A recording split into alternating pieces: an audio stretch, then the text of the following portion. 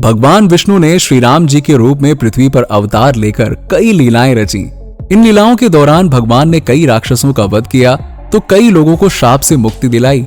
शबरी, कौशल्या ऐसी ही महिलाएं हैं जिनका जीवन श्री राम के दर्शन से संवर गया। लेकिन अपनी लीलाओं के दौरान श्री राम ने एक स्त्री का वध किया था।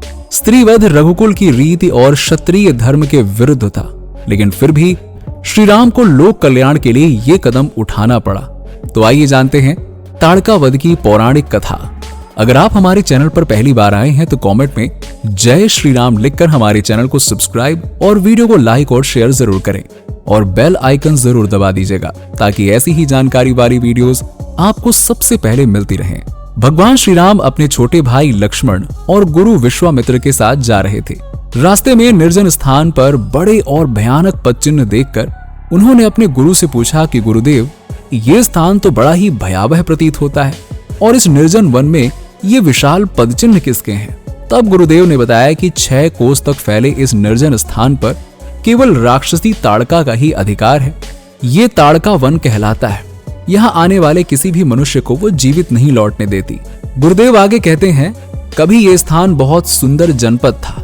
कलद और करुष नाम के 2 विशाल नगर यहाँ की समृद्धि की गाथा गाते थे। फिर अगस्त मुनि के शाप से राक्षसी बनी ताड़का और उसके पुत्र मारीच की विनाश लीला के कारण ये राज्य उजाड़ हो गया। ताड़का में 1000 हाथियों का बल था। ताड़का अपनी माया से कोई भी रूप धारण कर सकती थी। श्री राम कहते हैं कि गुरुदेव, महिलाएं तो बहुत कोमल हृदय और कोमलांगी होती हैं, फिर ताड़का में इतना बल कैसे आया? इसके पीछे जरूर कोई रहस्य है। तब गुरुदेव श्री राम को ताड़का के भूतकाल के बारे में बताते हैं। गुरुदेव कहते हैं कि सुकेतु नाम का एक अत्यंत बलवान यक्ष था, लेकिन उसके कोई संतान नहीं थी। संतान प्राप्ति के उद्देश्य से उसने ब्रह्मा जी की कठोर तपस्या की और ब्रह्मा जी से संतान प्राप्ति का आशीर्वाद ले लिया। फिर उसके घर ताड़का का जन्म हुआ।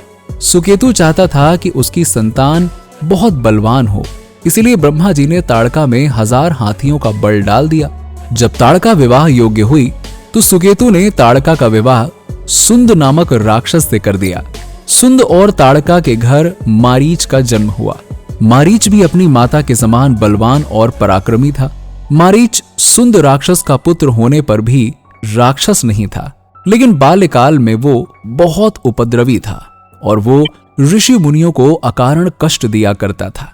मारीच के उपद्रवों से त्रस्त होकर एक दिन अगस्त्य मुनि ने उसे राक्षस हो जाने का श्राप दे दिया। अपने पुत्र के राक्षस गति प्राप्त हो जाने से सुंद राक्षस बहुत क्रोधित हो गया और हत्या करने के उद्देश्य से अगस्त्य ऋषि को मारने दौड़ा। इस पर अगस्त्य ऋषि ने श्राप देकर सुंद को तत्काल भस्म कर दिया। अब अपने पति की मृत्यु का बदला लेने के लिए ताड़का भी अगस्त्य ऋषि को मारने के लिए दौड़ी। इस पर अगस्त्य ऋषि ने ताड़का को कुरूप हो जाने का श्राप दे दिया। अपने कुरूप चेहरे को देखकर और अपने पति की मृत्यु का बदला लेने के लिए ताड़का ने अगस्त्य मुनि के आश्रम को नष्ट करने का संकल्प लिया। गुरु वशिष्ठ कहते हैं, हे राम, मैं तुम्हें आज्ञा देता हूँ कि तुम ताड़का का वध करो और तपस्वी ऋषि मुनियों को उसके आतंक से अभय दिलाओ। तुम्हारे अतिरिक्त इसका वध कोई भी नहीं कर सकता।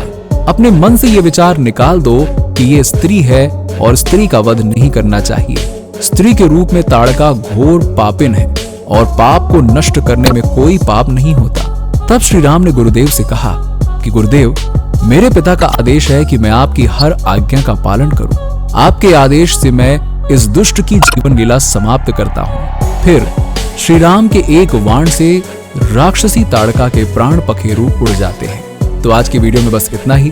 अगर आप हमारे चैनल पर पहली बार आए हैं तो हमारे चैनल को सब्सक्राइब करके बेल आइकन को जरूर दबा दीजिएगा ताकि आपको ऐसी ही ज्ञान से भरी बातें मिलती रहें।